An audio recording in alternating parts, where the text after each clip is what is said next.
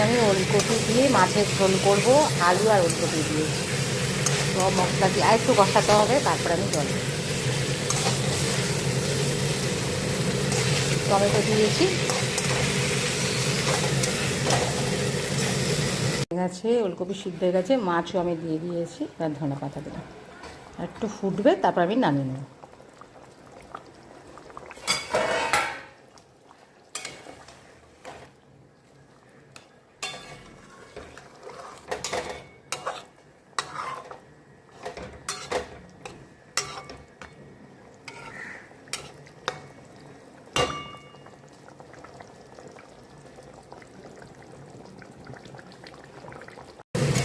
আজকে আমি ওলকপি দিয়ে মাছের ঝোল করবো, আলু আর ওলকপি দিয়ে।